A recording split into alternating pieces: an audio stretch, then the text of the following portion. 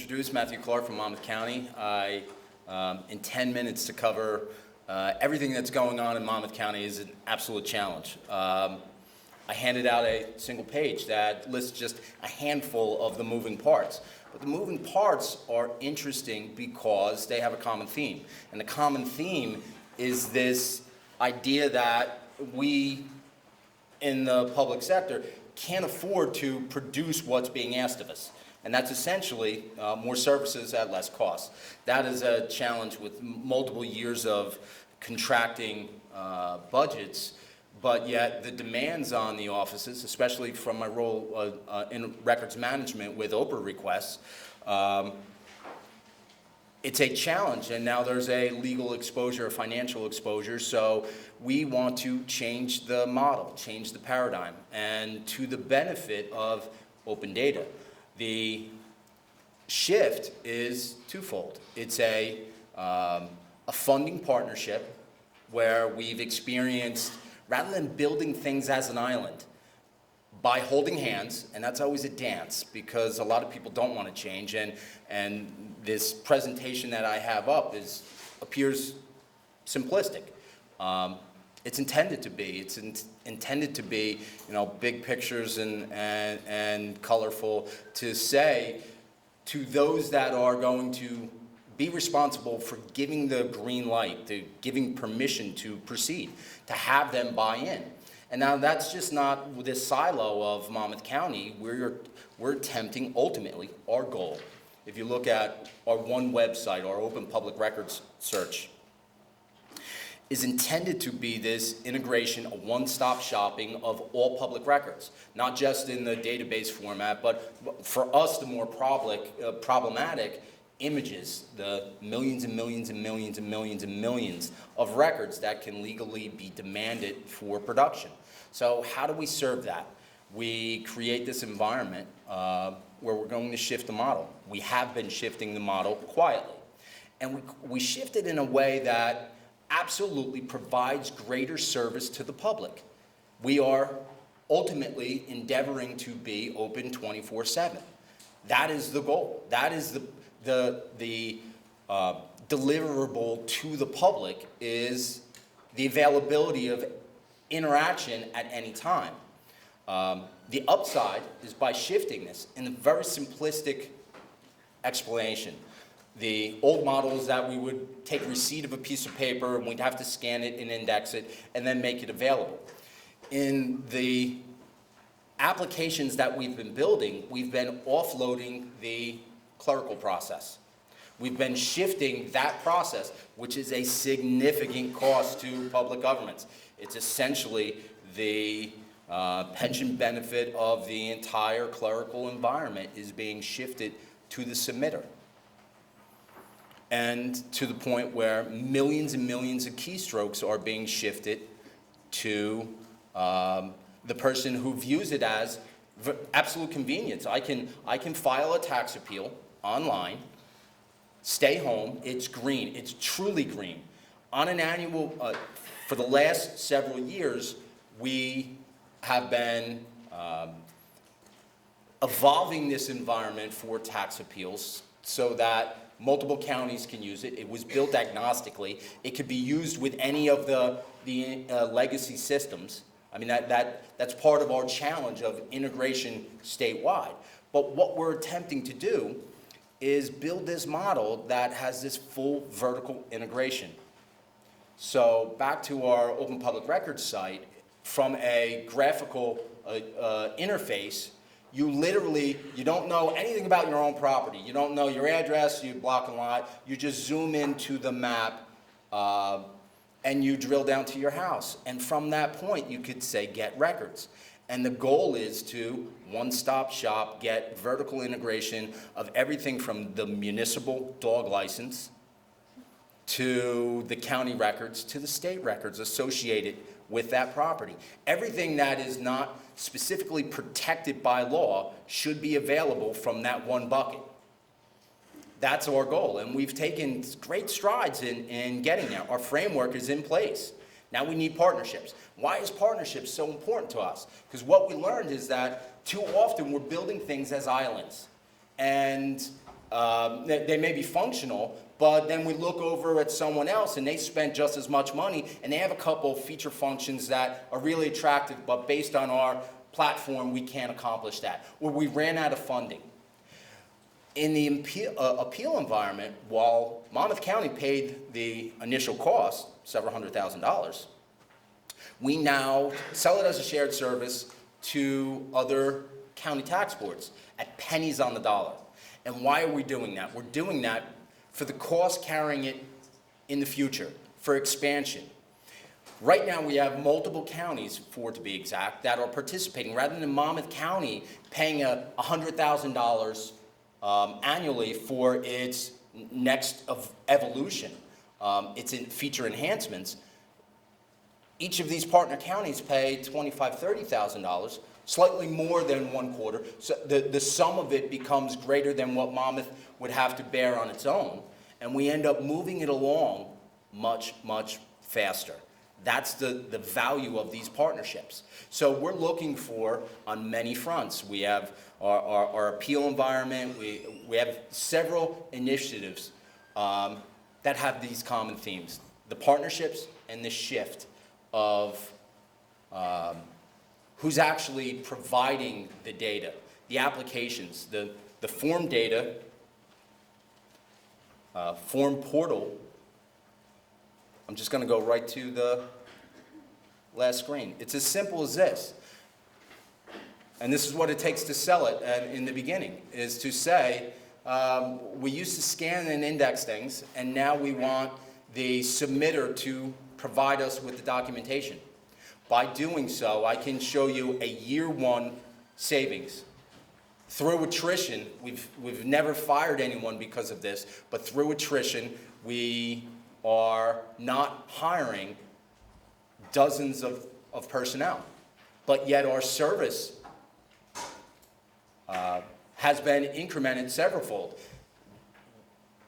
What becomes very interesting about these presentations, or this process, is that rather than waiting for the delay of paper submission and the processing by the clerical engine, forms and data that is available or pure public, not legally protected, can be available immediately. That's a different change. And in certain instances, where we were collecting data on Sandy information, and we were doing inspections, it was critically important that we weren't waiting for days or weeks for processing. We had this model put in place so that when the inspector hit their tablet, we literally had real-time geographical, plottable information about exactly what's going on. How bad was the storm surge? What was the significance of the damage? The individual markets, from bird's eye view at our flyovers, many of the structures didn't seem damaged. It wasn't until we got boots on the ground and we started collecting data that we realized that this stuff is bad. Water went through the house, went through the first floor, and absent immediate intervention, we're going to have a mold problem, which is a significant problem for the next several decades. Point being, there are many applications here. Hello. Hello. That's my cue? No. That was not the signal. That's 4 minutes from, you have a minute before the signal goes off. Very good.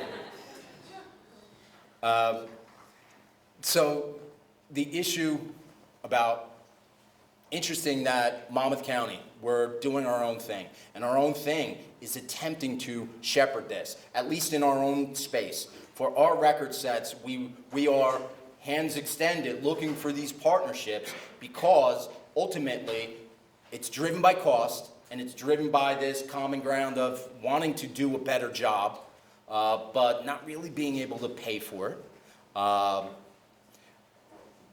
But we literally have taken more than just the first step, and we have a demonstration in place that will hopefully gain ground, gain momentum, so that we could exploit this for the benefit, ultimately, of the taxpayers.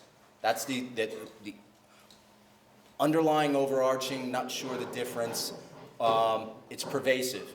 This common theme of do a better job with less. And we're leveraging our technology to do just that. What we need right now is buy-in and partnership. And that might be the biggest challenge from a government standpoint, is to take down those barriers and not view it as relinquishing authority, actually view it as what it's intended to be, providing the taxpayers with a cost-effective solution long-term. The challenge that we have in local government is really finding out the different way, what's going to work for people, because the diversity we have of our 565 municipalities and 590 boards of education and 21 counties and some 400 authorities, there's just going to be a delightful, maybe sometimes chaotic mix of solutions to these things. The next area we're going to talk about is geographic information systems and all the richness of data that's out there. To do that, we have John Hasse. It's a pleasure to be here and to drive up to North Jersey traffic this morning. Very, very different. And we'll be probably in the news tomorrow as we have our graduation ceremony and Governor Christie is giving the keynote address. It's been a bit of a controversial decision to have him come, but I'm sure it's going to be very interesting and in the news. So you'll hear more about Rowan University for sure. I want to talk about the project that we're doing that's GIS related, what we call New Jersey Municipal Asset Profile, or NJMAP.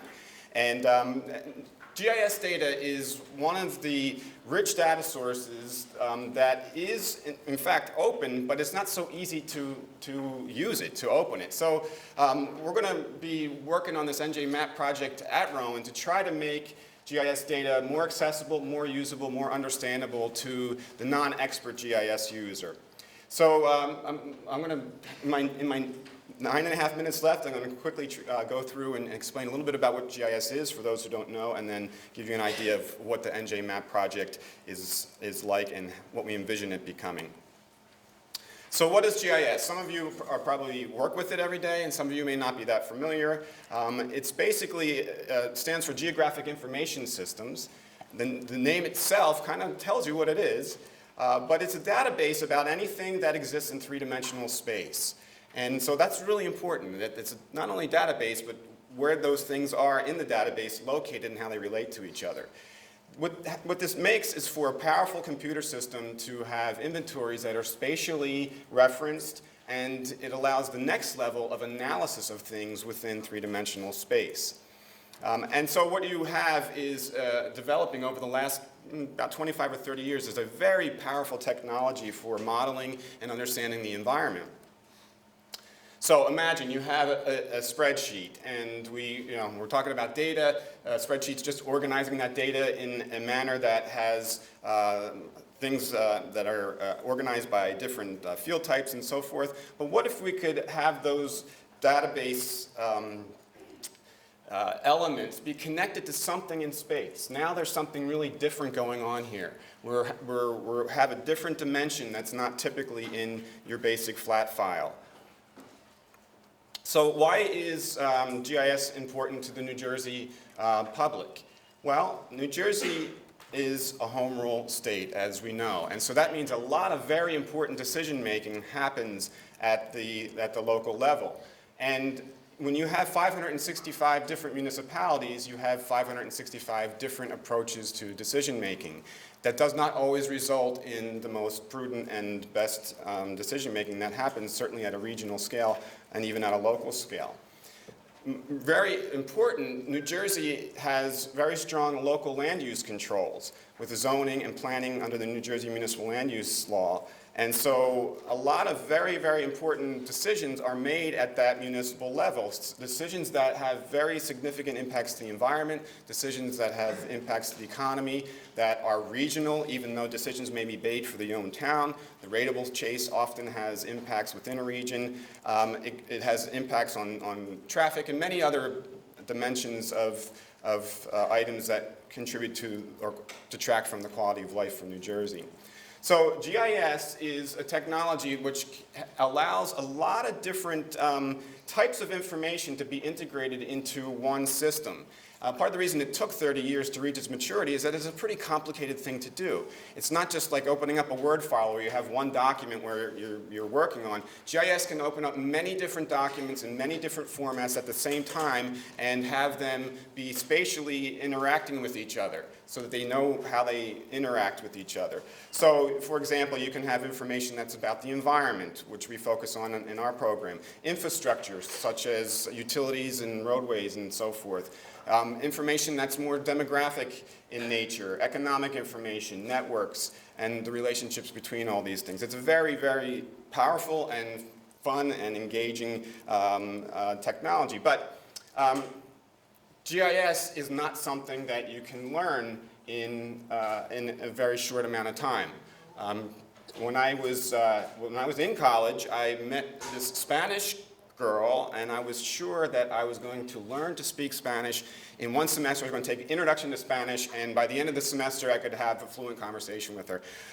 We've been married for 10 years now, and my daughter, who speaks fluent Spanish, when I try to speak my Spanish to her, says, "Dad, you don't speak Spanish. Speak in English." GIS is kind of like learning a language. You can get to know some words, you can use it somewhat, but it's really difficult to use it well, to make it have the ability to tell the story that's in the GIS data. So our idea with the NJ Map project is to create something that is that bridge between the more novice type of user and the data, which is so rich to be usable. So what if we were able to do that? What if we had this ability to create a GIS viewer that is really in the public interest? And what if we were able to make that viewer easy to understand and easy to interpret? And I also have a 3-year-old son who can take my iPhone and do things that I could never figure out how to do myself. It's because it's designed in a very intuitive way. So we're not going to be Apple by any stretch, but we're trying to emulate that intuitive interface so that you don't have to know what it is that you're doing. You can look at this data and extract the most important information out of it, and you can understand the story better if we can do this right. And what if we could make this technology so that you didn't have to have some big honking workstation that it worked on or some kind of database that it's connected to? What if we could do this on a mobile device? And what if my son could bring it up on an iPhone and access it when you're at a meeting or when you're out in the field? So this is the idea and the vision for NJ Map. And this is, we're kind of in the second year of development now. It's really in still a beta form. We've gotten funding from the Dodge Foundation, and we're hoping to develop this project with getting some more significant funding so we can really get it out of the garage and into the actual development stage. But it does work. And this is what the home screen looks like, and you can type in your municipality, and it'll bring you right to there. We have data up now. We have 4 different data themes for all 565 municipalities. So what we're trying to do with this is have this be able to show and tell the story of New Jersey's environmental data that's within the GIS information, and have something that is the same interface and usability for whether you're a person speaking at a public meeting or you're the planning board person behind the table, but you all have the same access and understanding of the information. Make it modular so that we can work on one thing at a time and add another module, and make it scalable so that it works on one municipality and it works the same on another municipality or a county or the whole state. In order to do this, because there's so much GIS data out there, we condense things and we take what we think are the most important data layers to create a theme. And we now have 4 themes, which I'll mention. But in that thematic approach, you can try to package things that are addressing that theme, and that seems to be a really good way of modularizing and condensing all this data. Our focus, because we're a Department of Geography and Environment, is really environmental is our main focus. And so we look at land use and other environmental as the first level of what we really are hoping to utilize with the NJ Map project. So we have land use, we have watersheds and impervious surface, we have farmland preservation toolkit, wildlife habitat mapping, and an urban growth crowdsourcing theme. So we have 5 themes at this point, and we have ideas for about 30 more themes. Anyway, land use is really important because it's changing so rapidly. This is something that I've been interested in for a number of years, and one of the reports that we did on New Jersey's changing land use talks about New Jersey potentially being the first state to run out of developable land. So this is something that's important for local municipalities. How is your land use changing? And you can see the screen snapshot on this next picture of the land use change for a particular municipality. And what we have here is, in the bar graph, we have I have 1 minute left? All right. We have changing land use over time. You can click on this, you can get an Excel spreadsheet so that you can have your data brought to you. We have impervious surface mapping. You can also see your impervious surface by municipality. And then the crowdsourcing project that we did, where we have users create updates to where land use has changed. So that information we're going to be making available by the end of the summer, and we are working on really developing this into a much bigger entity than it is. But it works right now, and you can go on and you can see it in its beta form, and it is usable. And so, we're hoping that this becomes something that is usable. We're hoping that we get a lot of feedback from municipalities and different stakeholders about how we can improve this and make it more usable, so that all the millions of dollars that has been spent by the state of New Jersey on GIS data is in fact accessible to the people who really are making the decisions, which is the local level users. So please feel free to send me an email and check out NJMap and send any feedback, and hopefully we'll be developing this in the coming year or two to be something that's really quite usable. Thank you very much. Basically, I'm here as the bad guy. I'm here as a reporter, and I will tell you that my experience with open government is that it's not always all that open, and there are various reasons for that. First of all, let me say that Marc has been a champion of open government, and we're going to talk a little bit about some of his databases later. It's great what's going on in Monmouth. It's great what's going on in Philadelphia. But governments in years of budget constraints very rarely have the funding to put into programs. Governments live year to year. Even the most highest priority projects. You think about the grants for the Sandy Aid. The grants for the Sandy Aid were being entered by hand on paper and scored on paper, and were filled with errors. It would not have taken many of you out there to develop a system in about a week and a half, but a government did it on paper. Also, government data can be very data can be inconvenient to politicians. You may have a story that you don't want out there. If you get your press releases from the state government on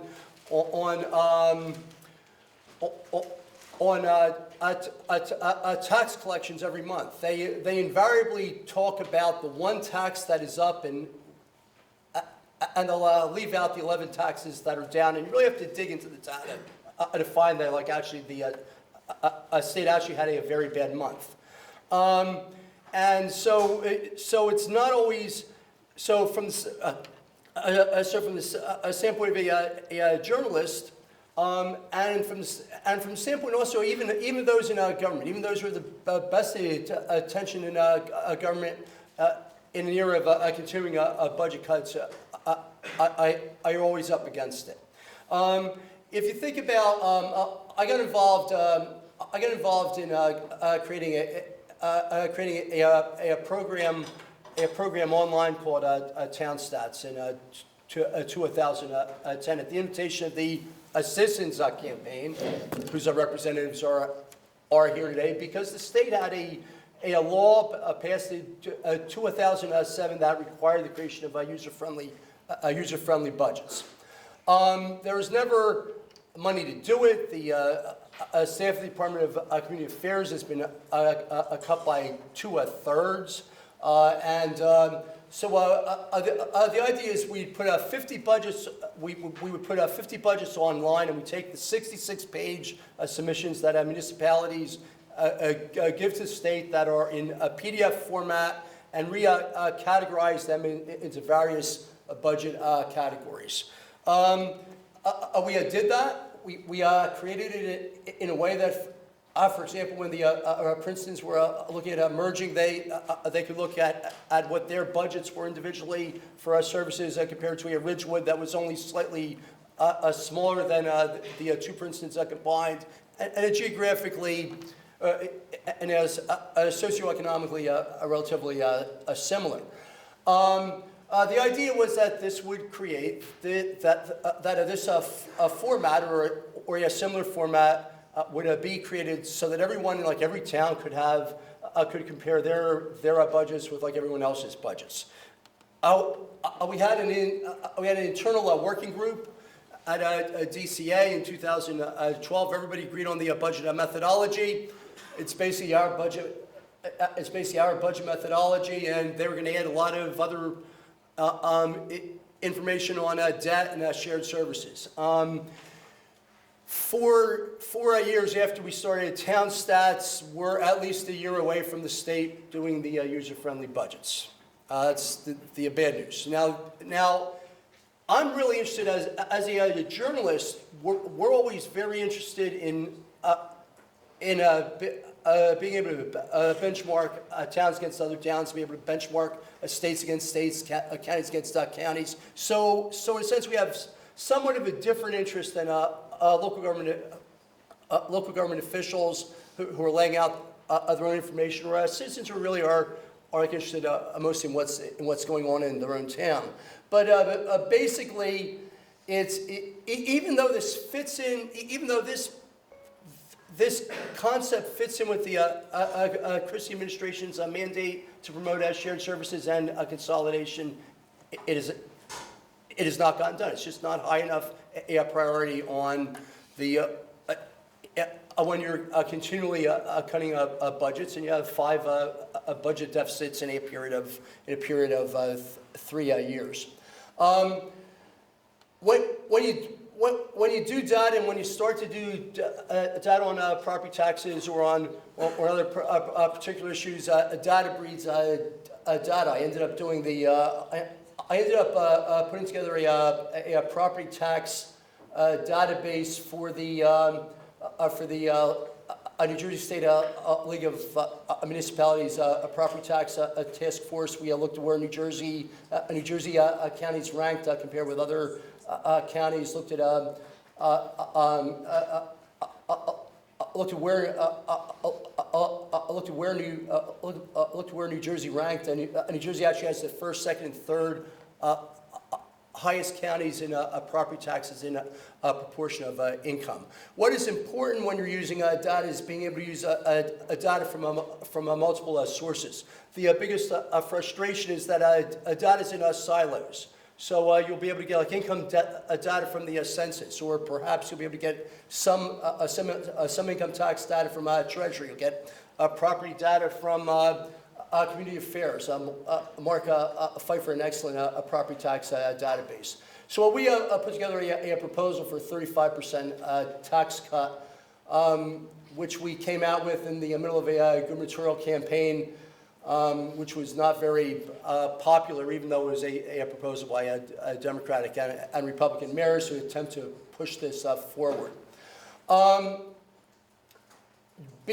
a journalist, one of the things that I found is that you're constantly starting, or as a journalist or as an academic, you're continually starting with different Excel spreadsheets. You're attempting to pull together data from various sources, and you have to reinvent the wheel every time. Even veteran academics do not know necessarily where the data is that they're looking for. They may spend time searching through the census, and it's actually a Bureau of Economic Analysis data.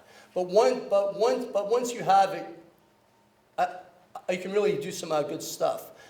Now, Marc Pfeiffer had a database on property tax data that was online. This is the Department of Community Affairs property tax database. And we compared the net property tax increases with the actual property tax property tax increases. Actual property tax increases under Christie were lower than under past governors.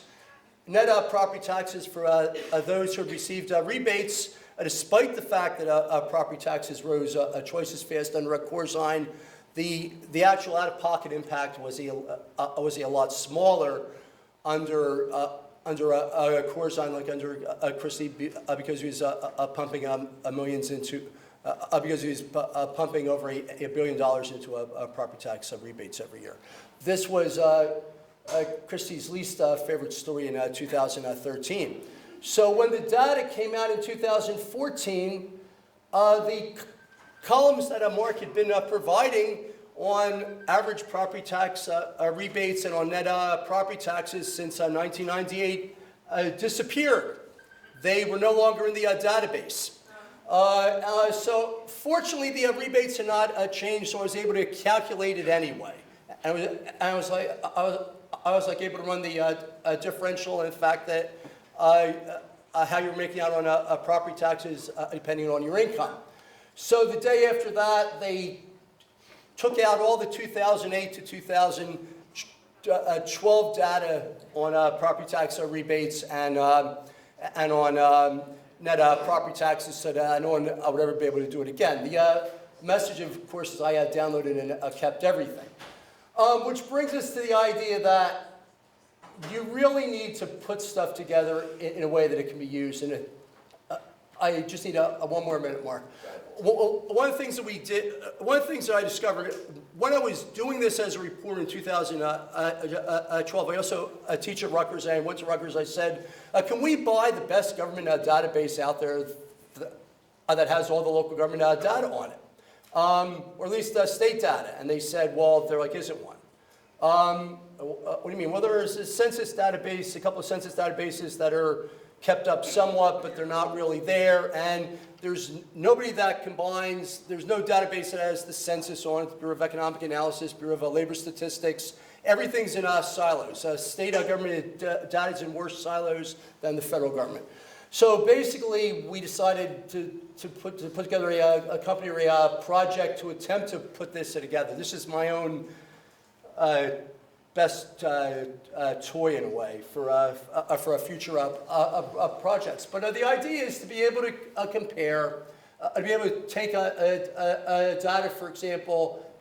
If you code everything together and you create a single relational database, you can then use data from the census, data from the New Jersey State Police crime statistics, which, by the way, are only kept in a PDF format that changes every year.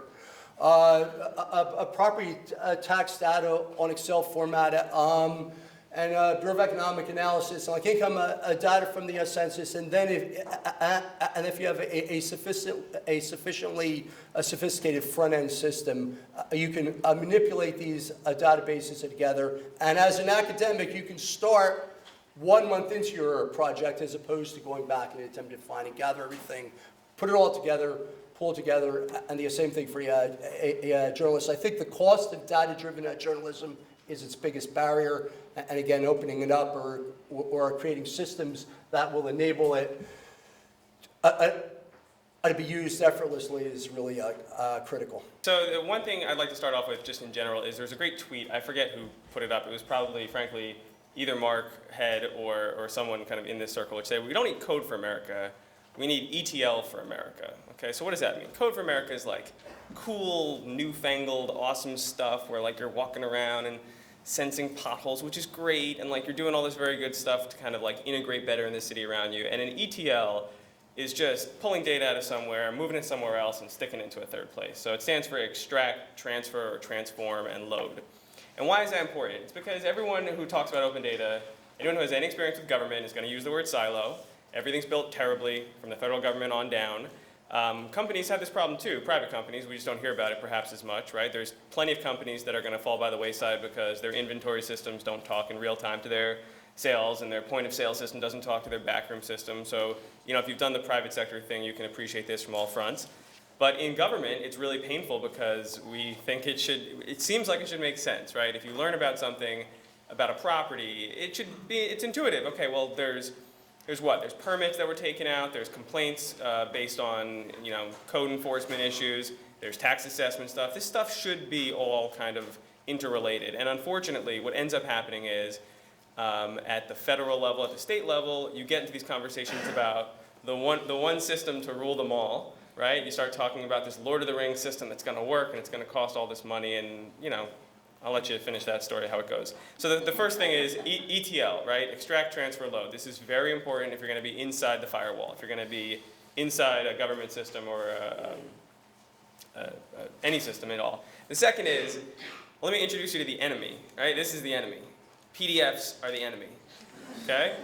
So this is a really funny, I'm sure I'm not the only guy with these stories. I'm sure, again, anyone who's been behind the firewall has these great stories, but this is this really funky, awesome-looking report, which if you look, covers what looks to be health inspection information for restaurants and for eateries and a ranking associated with them. This is page 1 of 7, and this took a lot of labor to put together, right? This report probably took 3 people or 4 people touching it at different times, and then it got posted onto our website, which is equally sad, which I'll take you to in a second, and we can take a look at where that report is on the website, and I'll give anyone, this is better. I don't have the money on me, so I'll PayPal it to you, but $20 right now if you go to the City of Newark's website and you find this report, okay? You have until the time that I'm done talking. There you go. And again, I don't have the cash. It's all credit card, but we'll PayPal it. So anyways, so PDFs are terrible, right? So you need to get in the habit, if you're going to be doing this for a city, of getting in front of the pass to the PDF, catching the ball before it ends up in a PDF, and getting it somewhere better. So there's a few ways for doing this. I would advocate the cheapest, fastest way to do it. So whatever you think that's cheap and... yes, please tweet me if you find it. Did you find it? Ah, there's Wainer. So tweet. You each get $10.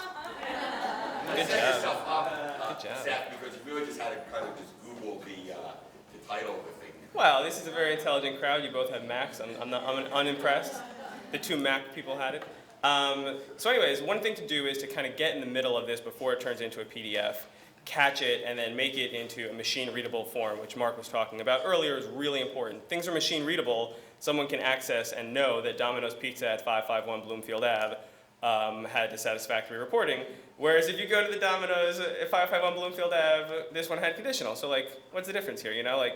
These are interesting. Do we have the same date? It looks like 7 days later they did something right in those 7 days, and all of a sudden they went from conditional to satisfactory. Good. I might avoid that Domino's. I might go to a different one. So this is, step 1 is kind of learning the guts of where these PDFs come from and generate, and trying to get in between the data, right, the data entry step, and it turning into a PDF, and just do everything you possibly can to put it into a different system. I advocate for QuickBase. It's a very cheap, kind of lightweight version of Salesforce that you can kind of customize and go on your own. One critical flaw of it, as Marc on the panel pointed out, is that government's plan, we just survive year to year, and so a lot of these software as a services, even if they're very cheap, even if they're $5,000 or $7,000, paying for it year over year can be very tricky. Which is a flaw in our capital budgeting problems, frankly, but neither here nor there. So let's take a quick look at putting this all together and trying to turn it into an open data portal for the City of Newark, and then I'll talk to you about a problem with that. It looks like I have actually Chris Wong in the crowd over here too, which is good. So Chris, don't take anything I'm about to say personally at all. This is, if you go to data.ci.newark.nj.us, this is our open data portal. We've got some great data sets on here, and we're actually getting very good traffic in terms of what we've got. So it's nothing kind of major. We've got 311 requests, which we call 4 311 requests because we couldn't get the 3-digit. This is the state's fault. The state bought all the 3-digit switches, right? So 911, 311, 411, and they didn't want any cities getting any of those 3-digit extensions. So we went with 4 311, which is a little tricky. Now, if you're interested, you can get those 3-digit switches because the state gave them back. So we've got this cool stuff, right? It's just a kind of, the information on the individual report, where it happened. I tried to go very light here and give as little personal information as humanly possible. Let's see if we can pull up what an individual record looks like. We'll let this run. And so this is great, this is good, this is on a particular platform which I won't mention right away out of respect, but this platform costs a chunk of money, right? So it costs, the first problem we had with QuickBase was that it was only $7,000 or $8,000 or $9,000 a year. Well, this platform's a little closer to $48,000 a year. And that's it's a little too pricey for a city that is being threatened with state takeover of its finances. So with a good shout out to Anna from Jersey City, who's sitting over here on her MacBook Pro, there are some open source solutions one can kind of cobble together to do this, and I would challenge anyone with a MacBook to learn and educate yourself on these types of, on some level of coding, because what you have to do is you have to really become an expert yourself. In city government, you're not gonna run into people who are more versed in these tools than you are. If you're sitting in this room, you have to really take it on yourself to kind of get this kind of skill set under your belt. This is in Safari, so it looks pretty miserable. Let's see if there's anything in Chrome will be great, but won't worry about it too much. This is on a free portal called CCAN, which is nifty. It's actually it uses a Python kind of framework. It's on DigitalOcean, which is like, a couple bucks. It's like the cheaper rival to Amazon. And this is a good, effective way for us to get our data sets out there. But it's really important that for this data to remain relevant, that you have to master that ETL for America mantra. You have to build an ETL in the background that pulls this out of some city system that's maybe a relational database, maybe it's SQL, maybe it's Oracle. You got to pull it out of there, and you have to dump it into one of these open data sets. So it's not easy, right? Governments are really not agile, and you're going to run into a lot of people who don't want to do the types of things that you think are totally necessary to dragging your city or county into the 21st century. But I guess the motto of the story is that in this room there's probably at least a dozen people who would help you.